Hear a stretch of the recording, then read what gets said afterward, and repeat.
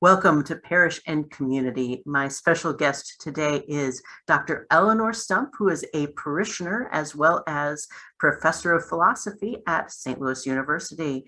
Dr. Stump, thank you for joining me today. Thank you for inviting me, Angela. I'm very pleased to be here with you. Oh, this is very exciting for me. I am a student of St. Louis University myself, and obviously a parishioner here at College Church. So I am always eager to find out what people appreciate, find enchanting about College Church. So could you share some of that with us today? Well, I love College Church. My husband and I have been parishioners there for many years, and I'm completely given to College Church. I think we're so lucky in this church. So start just with the building. The building is so beautiful. You feel you're in a space of quiet, a place of reverence, a place of gladness and gratitude just in the building. And that feeling is so enhanced when the people are in the building, because the people in that building are there because they too love College Church. They too are grateful to be there, and they too share that spirit of gladness and quiet and gratitude and joy. And you feel that you are moving in a kind of sea of the love and the gladness of the body of Christ when you're there with the people. And now we can start with all the things we are given there. So in the first place, we are so lucky in the priests who have been our pastors over the years. We've had a number of them in the time I've been there, and every single one, the regular pastors of the church, the visitors to the church, the associate pastors coming to train, all of them have been so generous, so faithful, so giving of themselves, and so powerful in all the things they've thought to do for the church, the homilies, the liturgies. We're so lucky in our priests. And then there's the music. Oh my gosh. Now just ask yourself, if any church is luckier than we are. The music is spectacular. Our soloists are spectacular. Our choir is spectacular. Our choir director is spectacular. And then the music we get to sing is so lovely too. So we sing the music of some of our own, the St. Louis Jesuits. And I would like to know if there's anybody in that church who doesn't love that music. So when you come out of the church on Sunday, you think, gosh, it was over so fast. So I'm so grateful for this church. That's what I love about it. Everything. That's what I love about it. Oh, how lovely. You are also, as I mentioned, a professor at SLU. So tell me, I hope that you have similar feelings about St. Louis University. I do. I think the best way I can explain how I feel about this school, and I have to be careful in telling this story because I tend to cry when I tell it. So I was a full professor at Notre Dame, and I did not need to leave. I had a permanent full professorship there, a position of honor, and Notre Dame, in every respect, outranks SLU. They have way more money, way more prestige, way more everything. They're rich, we're the country cousin. But SLU recruited me for an endowed chair, and I thought, well, I really ought just to go to look. And if you go for an interview for something like that, they always take you to the provost. And his job is to look at you, make sure you're not crazy. And he has to have something to talk about. So he talks about the retirement benefits or something. So as I was being taken to what I thought was going to be a very boring interview, I walked along the hallway in the administration building. And there on the walls were all the pictures of people who had served SLU. And you could tell from these pictures some of these people had been president, and some of these people had emptied the trash. And they were all there in alphabetical order, all right next to each other. Mm. And I began to fall in love with this school from those pictures. I was so moved by those pictures. And when I got to the provost office, I didn't see what I expected, which was an old guy in a car. I saw a young Black man, and he and I had been reading the same article in Scientific American. And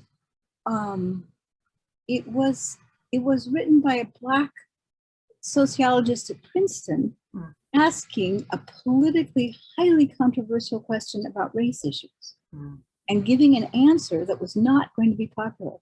So the provost and I began discussing this article, and he said to me, SLU sends a team to give things to the housing project in the inner city. And every Thursday morning, the SLU people meet with the housing board and local leaders to discuss how things are going. And the provost said to me, I'd save you a seat on that board. You'd be useless, but you might learn something. And I thought about a school that's trying to recruit a person with an endowed professorship from a much better school by saying you'd be useless, but you might learn something. And I just began to love this school more and more all the time. And in the year, and I said yes. I accepted the offer. I thought I never would. I accepted it, and I have loved this place so hard ever since. At a certain point, all those pictures came down. They all came down. Somebody took them down. And there's a long story to tell there, but I fought a lot to get those pictures put back up. And one of the pictures that came down was from somebody who had served SLU a long time and then had died. And that was actually our former dean, Don Brennan. And around the time Fred Costello came to be our new president, I took my fight about the pictures to Fred, and he listened to me, and he said to somebody, put the pictures back up.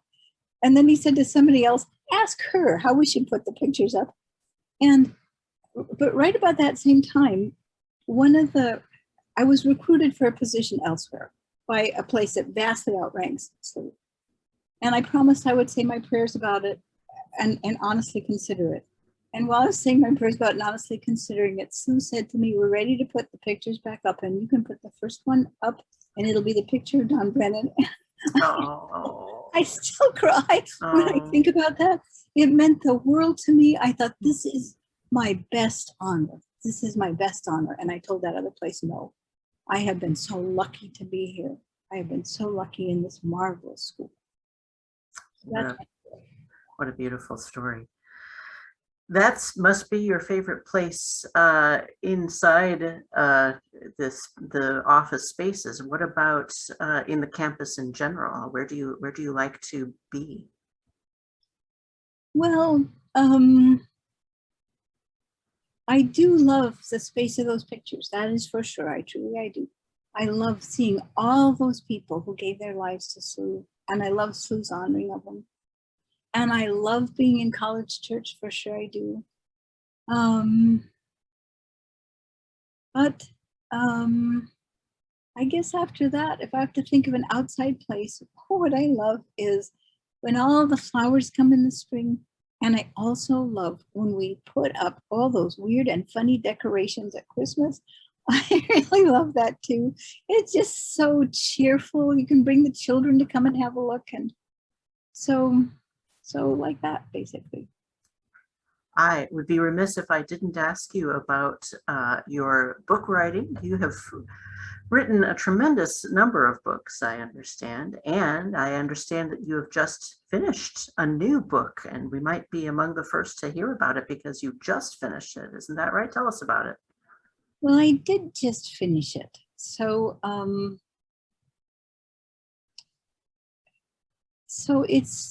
it's a book about the problem of human suffering.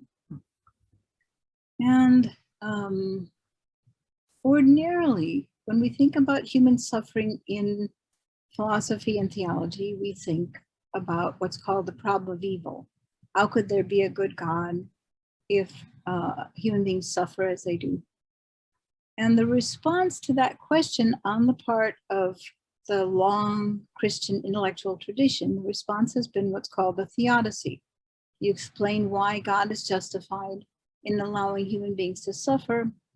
And the answer given, why God is justified, the answer given is generally that there is some good that comes primarily to the sufferer, which outweighs the suffering and which couldn't be gotten without the sufferer, and which the sufferer would be glad to have if she could just see what it was. So that's the way a theodicy works. But there is behind that problem, underneath that problem, there's a much bigger sea monster of a problem. And that problem is something like this.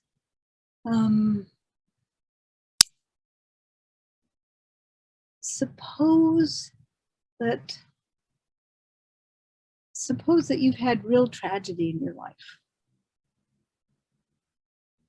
And suppose it's a tragedy where you yourself have done something morally horrible.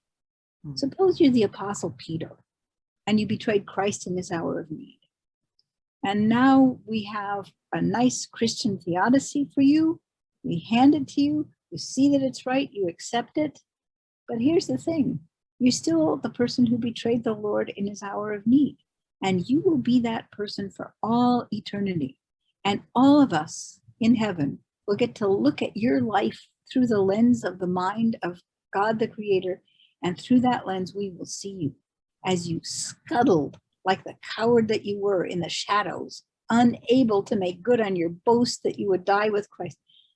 Now, maybe God is justified in allowing you to suffer in this way, but wouldn't you rather have been a nice person? I mean, wouldn't you rather have had a life that was just, like a kind of a Hallmark card kind of a life? Wouldn't you rather have had that? Isn't there something worth tears and lament, even if God is justified in allowing the suffering? Or think about it from the point of view of God. In the beginning, what did he say? Creation is good, very good, actually. Look at it. This is definitely plan B. This is not plan A. And so here you might think to yourself, oh, I think I see. Here's the story Christianity tells. There's an omniscient, omnipotent, perfectly good, disappointed God who got plan B instead of plan A. Does that make any sense? That's the problem of mourning. There is in our lives, in our world, so much to weep over, even if God is justified in allowing it. How are we to understand our own lives? Are they just a depressing and distressing variation on what they might have been? That's the question. And if you look at Peter, when he sees Christ again after Christ's resurrection in the story in the Gospels, Christ says to him, "Do you love me?" Christ doesn't say to him, "I always loved you, even when you were being a coward." Christ says to him, "Do you love me?" And Peter might have said, well,